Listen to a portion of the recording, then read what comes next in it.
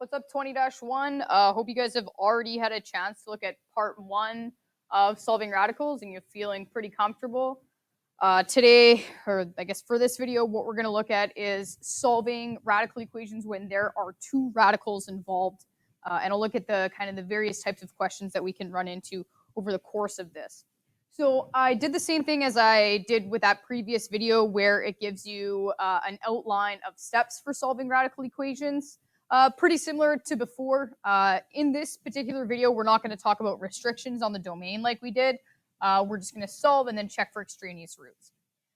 And remember, extraneous roots are those roots that they give us a solution, but when we substitute them back in, they actually don't check out. They can't be part of the answer. So the steps for solving. First thing I need to do is isolate one of the radicals. So I want to get one of them on one side just by itself, and there might be, kind of a mess of stuff on the other side. Once I've done that, I need to square both sides of the equation. This step may or may not get rid of all of the root signs. If you have another radical, you have another root sign, then I kind of have to continue. Again, I'll simplify, isolate, so I have my root sign on one side, square it again, and then solve. Once I have my answers, I'll check for extraneous roots. So kind of a little bit of an outline there you can go back to and refer to, but let's go look at some questions. So it says, solve the following radical equation and check for extraneous roots. So same as before, the first thing I want to do is just get a root sign to one side. Well, let's move this. So I'm going to add the square root of x minus 5. That gets rid of it on the left side. But because this is an equality, whatever I do to one side, I have to do to the other. So here I would be left with the square root of x minus 2 on the left side. And on the right side, I now have this positive 5 minus x and the square root of that entire thing. Now that I have this, and I kind of have, actually they're both isolated, I'll end up squaring this to get rid of my roots. So the square root of x minus 2 squared is just x minus 2. And here, the square root of 5 minus x squared is just 5 minus x. Now this ends up being a really nice question that involves two radicals, and they always don't necessarily work out this way, and we'll see that as we kind of proceed here. But now all I need to do is just solve for x. So x is positive on the left, so I'm going to move my x's there. So I'll add x and add x, which means I want to move my constants or my numbers to the other side. So that gives me gives me 2x is equal to 7. And then I would just divide. So divide by 2, divide by 2. So x is equal to 7 over 2, or you could say 3.5 if you wanted to look at it in a decimal. I'm not going to be too picky. So that's my answer. I'm circling it, but I guess I probably shouldn't yet because I always need to do a check. I need to check and see if that is part of my solution set, because as we've seen in that previous lesson, sometimes there are extraneous roots. They don't always substitute and verify back in. Maybe I end up with a negative sign under my root sign, and then that's not going to work. So I need to check this answer. So the square root of 3.5 minus 2 minus the square root of 5 minus 3.5 should equal 0. Well, 3.5 minus 2 is 1.5, minus 5 minus 3.5 is also 1.5. So is the square root of 1.5 minus the square root of 1.5 0? Yeah, it is. So I know for sure that is my solution. Again, that's a nice question because up here, I got rid of both of the radicals. That does not always happen. Let's go take a look at another question where that's probably not going to work out. All right, here's my next one. 3 plus the square root of x minus 4 is equivalent to the square root of x plus 11. So I want to see, where do those two functions intersect? This is really what they're trying to say. When they say solve here, well, where do they intersect? We're just looking for the x value. So the first thing was to make sure one of the radicals are isolated.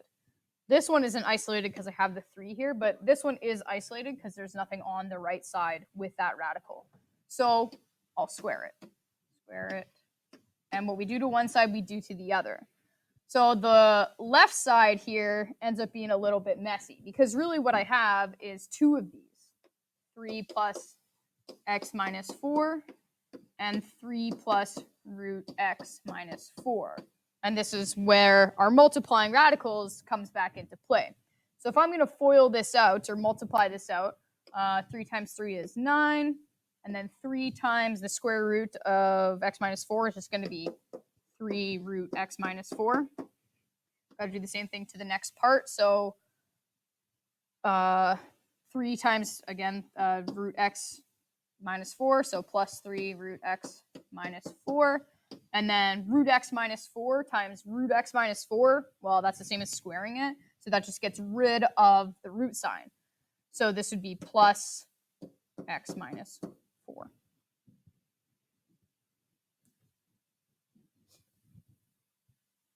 Okay.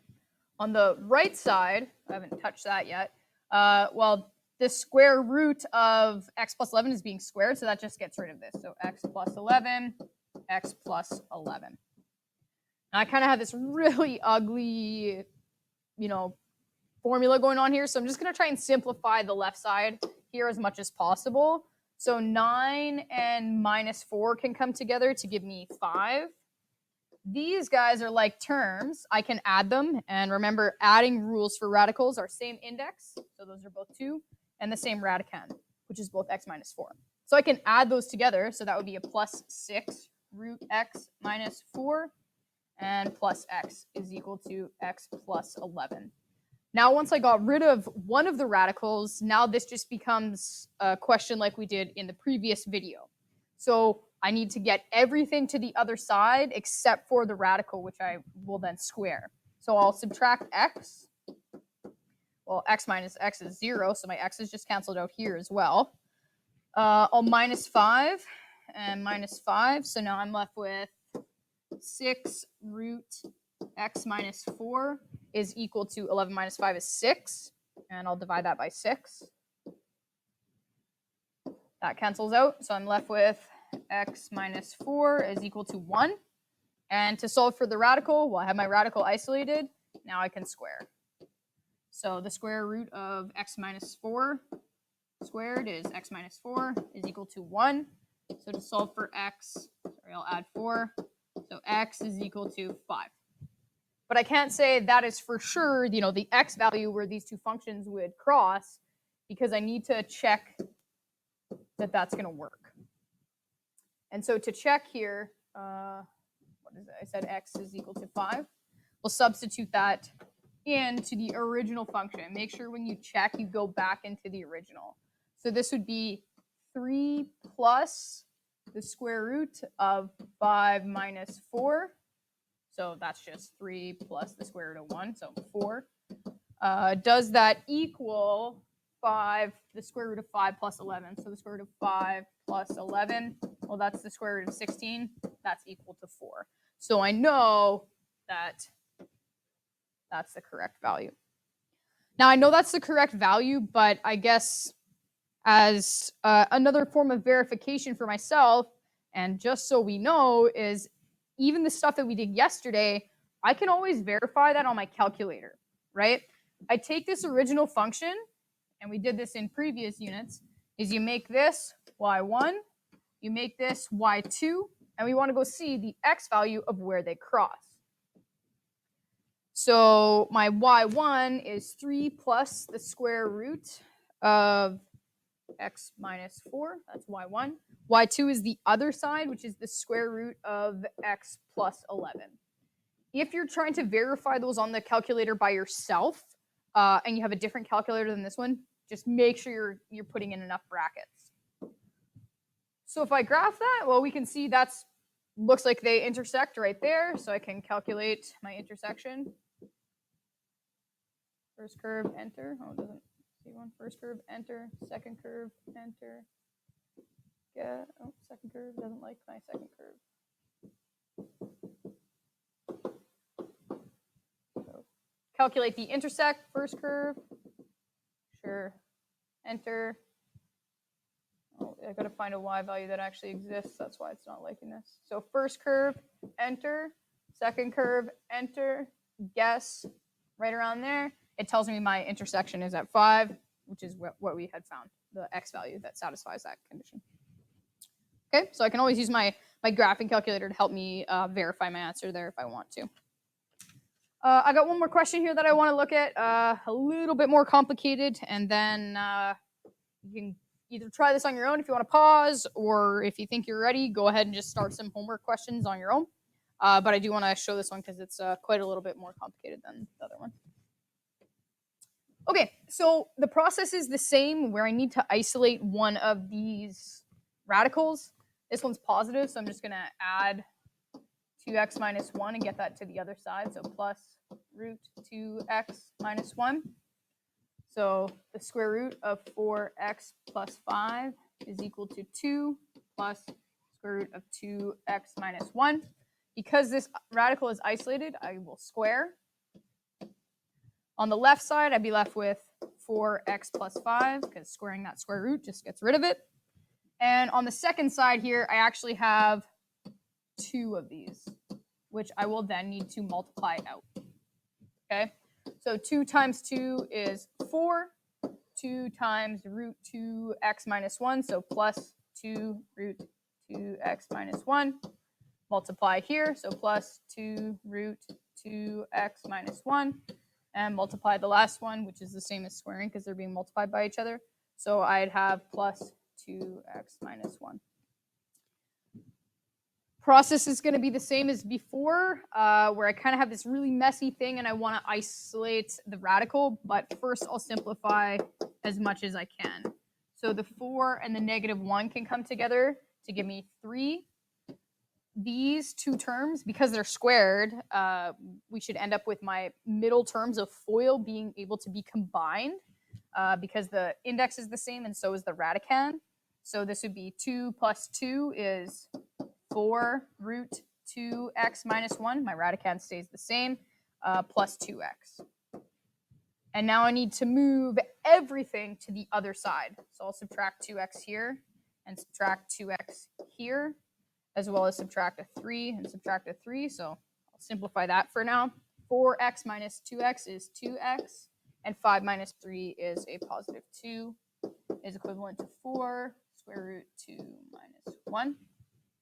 What I want to do here is I'm not quite done. This isn't quite isolated, so I'll divide by 4.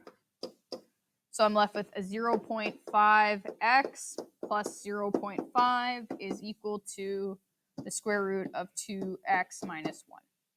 And now that that radical is isolated, I can square it. And I'll bring this up over here. Just change color for the sake of me. So on the left side, remember what's really happening here is this is 0.5x plus 0.5 times itself. So I got to FOIL that out. 0.5 times 0.5 is 0.25x squared. 0.5 times 0.5 is plus 0.25x. 0.5 times 0.5x is plus 0.25x. And 0.5 times 0.5 is plus 0.25. And that is all equal to 2x minus 1 because this square gets rid of this root sign here. So to simplify, 0.25x squared plus 0.5x plus 0.25 is equal to 2x minus 1. I just combined the middle like terms.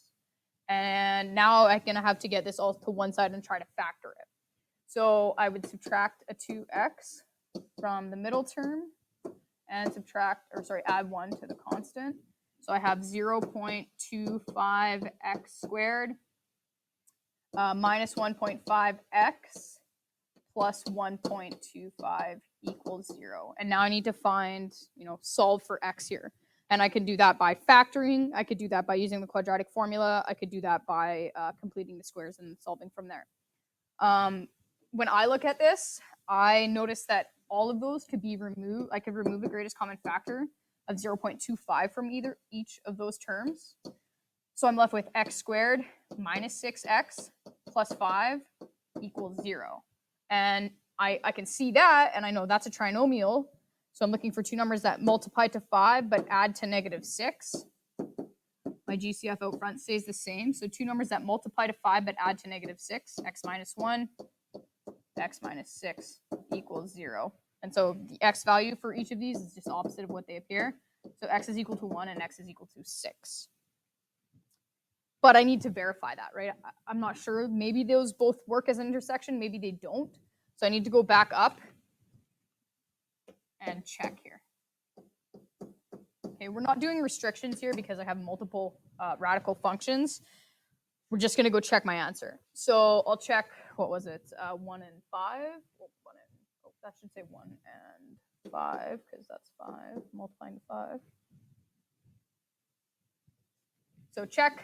So 4 times 1. All right, 4 times 1 plus 5.